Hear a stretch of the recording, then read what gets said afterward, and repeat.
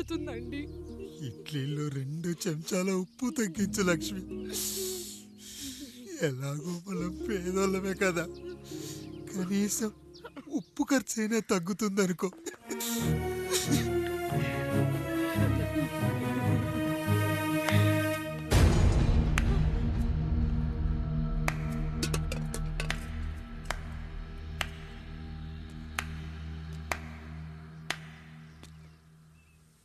పప్పు రుబ్బుతున్నావా పెదరాయుడు?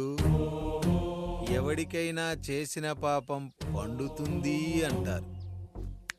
నీకు మాత్రం అదిగో అలా పిండయింది. అరే రే రే రే రే, చేతి నిండా భార్యలు, ఇంటి నిండా బంధువులు, బీరువా నిండా డబ్బులు, ఊరి నిండా జనాలు. ఏరి ఎక్కడ? ఇంటర్వెల్ ముందు ఇంటర్ చదివే కుర్రాడు ఏదో ఆవేశంగా డైలాగులు చెప్పాడు, సెకండ్ హాఫ్ కు మర్చిపోతాడు అనుకున్నావు కదూ? మర్చిపోవడానికి నువ్వు నాకు ఇచ్చింది అప్పు కాదు, ద్రోహం. అమ్మ వచ్చిన ప్రతిసారి అడిగేవాన్ని, అమ్మా నాన్నెక్కడా అని. నీ గురించి తెలిసాక నీ ముందుకొచ్చా, నీ బ్రతుకుని ఇక్కడి దాకా తీసుకొచ్చా. పిక్చర్ అభి బాకీ హే మేరా పితాజీ. నిన్నిలాగే వదిలేస్తే ఈ ఆండ్రాయిడ్ తో వదలవు. సామ్సంగ్లు, హెచ్టీసీలు, లెనోవాలు అంటూ కనిపారేస్తూ మా అమ్మ లాంటోళ్ళ కోసం తిరుగుతూనే ఉంటావు.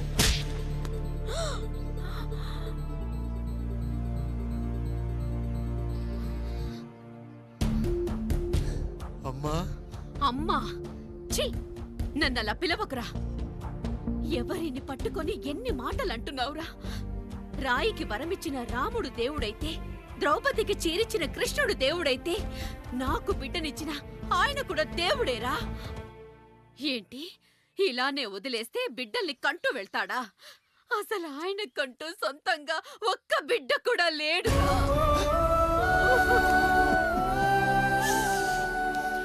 అసలు ఏం జరిగిందో తెలుసా? మీరుండండి అయ్యా, ఉండండి. మొదటి భార్యని చేసుకున్నాక పిల్లలు పుట్టలేదని రెండో పెళ్లి చేసుకున్నారు. ఆవిడకి పుట్టలేదు. మూడోసారైనా తగులుతుందనుకున్నాం, తనకే పుట్టలేదు. పిల్లల కోసం పెళ్ళాలని మార్చాడే కాని వాళ్ళని వదిలేయలేదురా. అదిరా మా పెద్దయ్య మనసు. ఆయన దగ్గర బాణం ఉంది కానీ లేదురా, లేదు. అసలు నీ తండ్రి ఎవరో నీకు తెలుసా? తెలుసా? ఇదిగో ఈ కాముడేరా నీ తండ్రి. గేదె నల్లగా ఉన్నంత మాత్రాన పాలు తెల్లగా ఎలా ఉన్నాయనే కదరా నీ ప్రశ్న.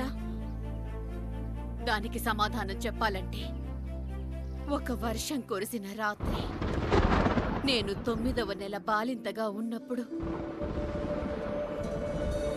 పండు పండు, ఇదిగో. ఏమిటండి ఇది? నిద్రలేస్తే నేను, బయటికెళ్తే గంటోడు, పక్కకెళ్తే పాలేరు, ఎప్పుడూ తిరిగే తాయారు.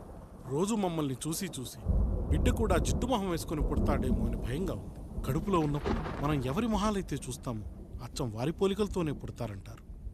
పొరపాటున నా పోలికలతో పుడితే? అదేంటి కాముడు, నీకేం తక్కువ? జుట్టు ఉండాల్సిన చోట లేకుండా అవసరం లేని చోట విపరీతంగా పెరిగిపోతుంది. మనకు పుట్టబోయే బిడ్డ గొప్ప అందగాడై ఉండాలి. ఇదిగో రోజు ఈ దేవుడి ఫోటోలు చూడు, వాళ్ళలాగే అందంగా పుడతాడు. కడుపుతో ఉన్నప్పుడు ఎవరి ఫోటో చూస్తే ఆ పోలికలతో బిడ్డ పుడతాడా? కనిపించని దేవుడి పోలికలు నా బిడ్డకెందుకు? ఈ ఊరికి దేవుడు రాయుడు. నా బిడ్డ ఆయనలాగే పుట్టాలి, ఆయనలాగే పుట్టాలి.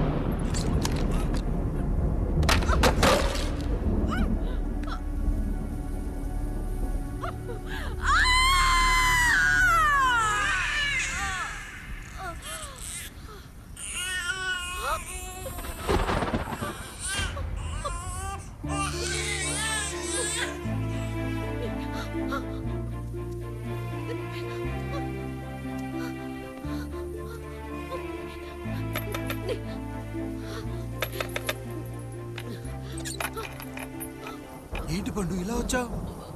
అయ్యా, తప్పు జరిగిపోయింది పెద్దయ్య. ఏం జరిగింది? అసలే నువ్వు ఒట్టి మనిషి కూడా కాదు.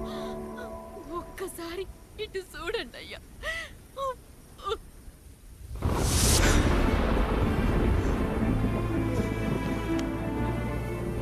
వీడేంటి అచ్చం నాలా ఉన్నాడు?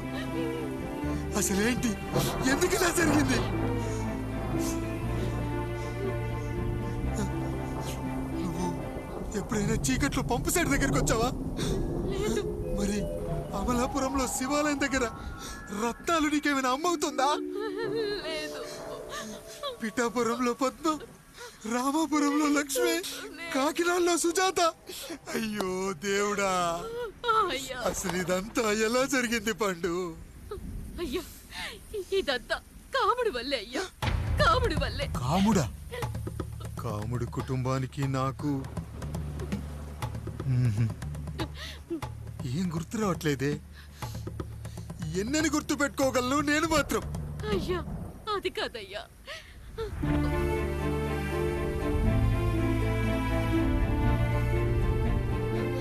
అలా రోజు మీ ఫోటో చూసి చూసి అచ్చం మీలాగే పుట్టాడు. అయ్యో, నా పోలికతో బిడ్డ కావాలనుకోవడం ఏంటి పండు? నువ్విలా చేయడం ఏంటి పండు? పోలికల కోసం ఫోటోలు ఎందుకు చూసావు పండు? అందుకే కదయ్యా ముందు ఆ డైలాగ్ చెప్పాను, తప్పు జరిగిందని. ఇప్పుడు ఏం చెయ్యాలయ్యా? స్వచ్ఛమైన మన ప్రేమను ఈ పాడులోకం అర్థం చేసుకోదు. కనీసం మీ ఇద్దరి జీవితం బాగున్నా ఆనందపడేవాని. వీణ్ణి ఇక్కడ ఉంచొద్దు పండు, బయటికి పంపించు. బయటికి పంపించి బాగా చదివించు, గొప్పవాణ్ణి చెయ్యి. వీడికి అయ్యే ఖర్చంతా నేనే భరిస్తా. అవసరమైతే ఆ డబ్బు కాముడి జీతంలో కట్ చేద్దాం. అయ్యా, వెళ్లే ముందు వీడికొక పేరు పెట్టండి అయ్యా. వీడు ఇంకో రాయుడు, అంటే ఇంగ్లీష్ లో అండ్ రాయుడు, అండ్ రాయుడు.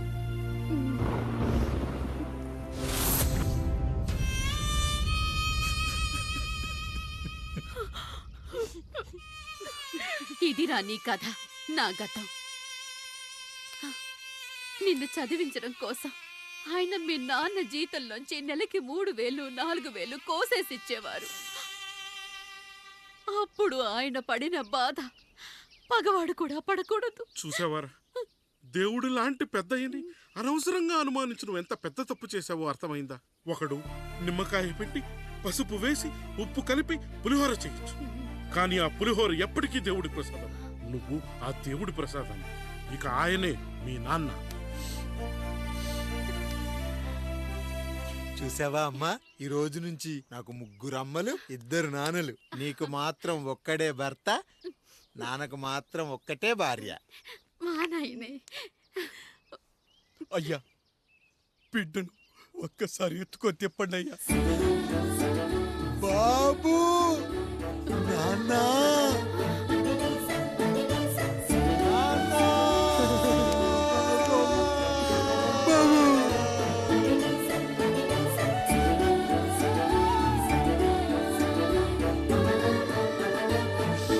నన్ను క్షమించు నాన్న. ఇప్పటికైనా నిజం అర్థం చేసుకున్నావు. అది నాకు చాలురా, చాలు.